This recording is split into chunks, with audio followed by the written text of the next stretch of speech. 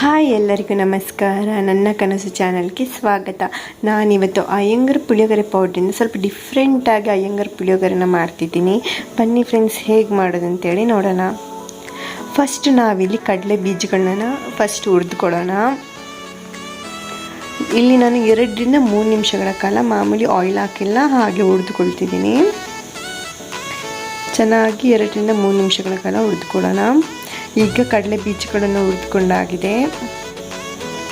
ಹೇಗಿದನ್ನು ಸೈಡಿಗೆ ಇಡೋಣ.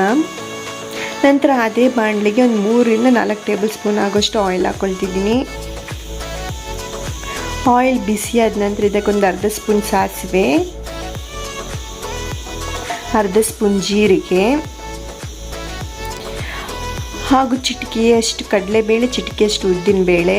ನಿಮಗೇನಾದರೂ ಸ್ವಲ್ಪ ಕ್ವಾಂಟಿಟಿ ಜಾಸ್ತಿ ಬೇಕಂದರೆ ಜಾಸ್ತಿ ಹಾಕ್ಕೊಳ್ಳಿ. ನಂತರ ಒಂದು 5 ರಿಂದ 6 ಬೆಳ್ಳುಳ್ಳಿನ ಜಜ್ಕೊಂಡು ಹಾಕ್ಕೊಳ್ತಿದ್ದೀನಿ. ಇದೆಲ್ಲ ಬ್ರೌನ್ ಶೇಡ್ ಬರೋ ತನಕ ಫ್ರೈ ಆಗಬೇಕು. ಈಗ ಬ್ರೌನ್ ಶೇಡ್ ಬಂದ ನಂತರ ಒಂದು 2 ಒಣಮೆಣಸಿನ್ಕಾಯಿನ ಕಟ್ ಮಾಡ್ಕೊಂಡು ಹಾಕ್ಕೊಳ್ತಿದ್ದೀನಿ. ನಂತರ ಸ್ವಲ್ಪ ಕರಿಬೇವು. ಈಗ ಇದಕ್ಕೆ ನಾನು 2 ಮೀಡಿಯಮ್ ಸೈಜ್ ಈರುಳ್ಳಿನ ಕಟ್ ಮಾಡ್ಕೊಂಡು ಹಾಕ್ಕೊಳ್ತಿದ್ದೀನಿ. ಈಗ ಈರುಳ್ಳಿನ ಸ್ವಲ್ಪ ಸಾಫ್ಟ್ ಆಗೋ ತನಕ ಫ್ರೈ ಮಾಡ್ಕೊಳ್ಳೋಣ. ಈಗ ಇದಕ್ಕೆ ಸ್ವಲ್ಪ ಉಪ್ಪು ಹಾಕ್ಕೊಳ್ತಿದ್ದೀನಿ, ಅಂದರೆ ರುಚಿಗೆ ತಕ್ಕಷ್ಟು ಉಪ್ಪು ಹಾಕ್ಕೊಳ್ತಿದ್ದೀನಿ. ಚೆನ್ನಾಗಿ ಒಮ್ಮೆ ಮಿಕ್ಸ್ ಮಾಡ್ಕೊಳ್ಳೋಣ. ಇದನ್ನು 1 ವಾರ ಸ್ಟೋರ್ ಮಾಡಿಯೂ ಇಟ್ಕೊಳ್ಬೋದು. ಅದಕ್ಕೆ ನಾನು ಸ್ವಲ್ಪ ಕ್ವಾಂಟಿಟಿ ಸ್ವಲ್ಪ ಜಾಸ್ತಿನೇ ತೊಗೊಂಡಿದ್ದೀನಿ.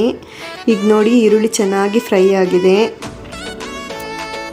ಈಗ ನಾವು ಇದಕ್ಕೆ ಪುಳಿಯೋಗರೆ ಪೌಡರ್ನ ಆ್ಯಡ್ ಮಾಡ್ಕೊಳ್ಳೋಣ. ನಾನಿವತ್ತು ಅಯ್ಯಂಗಾರ್ ಪುಳಿಯೋಗರೆ ಪೌಡರ್ನ ಯೂಸ್ ಮಾಡ್ಕೊಳ್ತಿದ್ದೀನಿ.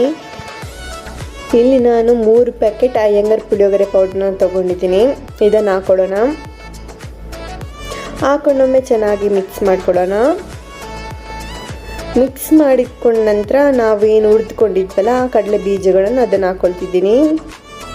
ನಂತರ ಹುಣಸೆ ರಸ, ಒಂದು ಲಿಂಬೆಹಣ್ಣು ಗಾತ್ರದಷ್ಟು ಹುಣಸೆ ರಸ ಹಾಕ್ಕೊಳ್ತಿದ್ದೀನಿ. ಈಗ ಇದನ್ನೊಮ್ಮೆ ಚೆನ್ನಾಗಿ ಮಿಕ್ಸ್ ಮಾಡ್ಕೊಳ್ಬೇಕು. ನಂತರ ನಾನಿಲ್ಲಿ ತೋರಿಸ್ತಿದ್ದೀನಲ್ಲ ಅಷ್ಟು ಬೆಲ್ಲನ ತೊಗೊಂಡಿದ್ದೀನಿ. ಇದನ್ನು ಚೆನ್ನಾಗಿ ತುರಿದುಕೊಂಡು ಹಾಕ್ಕೊಳ್ತಿದ್ದೀನಿ. ಬೆಲ್ಲ ಹಾಕಿದ ನಂತರ ಇದು ಚೆನ್ನಾಗಿ 5 ನಿಮಿಷಗಳ ಕಾಲ ಫ್ರೈ ಆಗೋಕ್ಕೆ ಬಿಡಬೇಕು. ಮಸಾಲೆ ಎಲ್ಲ ಚೆನ್ನಾಗಿ ಫ್ರೈ ಆಗಬೇಕು. ಚೆನ್ನಾಗಿ ಮಿಕ್ಸ್ ಮಾಡಿಕೊಂಡು ಒಂದು 5 ನಿಮಿಷಗಳ ಕಾಲ ಫ್ರೈ ಆಗೋಕ್ಕೆ ಬಿಡೋಣ.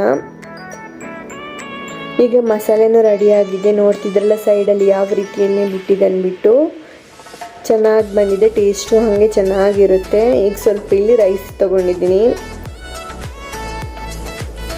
ನಂತರ ಇದಕ್ಕೆ ಪುಳಿಯೋಗರೆ ಮಸಾಲನ ಸ್ವಲ್ಪ ಆ್ಯಡ್ ಮಾಡ್ಕೊಳ್ತಿದ್ವಿ. ಮತ್ತು ಸ್ವಲ್ಪನ ಸ್ಟೋರ್ ಮಾಡಿ ಇಟ್ಕೊಳ್ತೀನಿ. ಚೆನ್ನಾಗಿ ಮಿಕ್ಸ್ ಮಾಡ್ಕೊಳ್ಳೋಣ. ತುಂಬಾ ಈಸಿ ರೆಸಿಪಿಯಾಗಿದೆ ಬೆಳಿಗ್ಗೆ ನಾಷ್ಟಕ್ಕೆ. ಈಗ ನೋಡಿ ಮಿಕ್ಸನೂ ಆಗಿದೆ. ಕಲರ್ ಯಾವ ರೀತಿ ಬಂದಿದೆ ಅಂದ್ಬಿಟ್ಟು ನೋಡ್ತಿದ್ದೀರಲ್ಲ, ಹಾಗೆ ಟೇಸ್ಟೂ ತುಂಬ ಚೆನ್ನಾಗಿರುತ್ತೆ. ಒಂದ್ಸಲ ಟ್ರೈ ಮಾಡಿಕೊಡಿ. ನನ್ನ ವಿಡಿಯೋ ಲೈಕ್ ಆದರೆ ಪ್ಲೀಸ್ ಶೇರ್ ಮಾಡಿ, ಲೈಕ್ ಮಾಡಿ, ಸಬ್ಸ್ಕ್ರೈಬ್ ಮಾಡೋದು ಮಾತ್ರ ಮರಿಬೇಡಿ.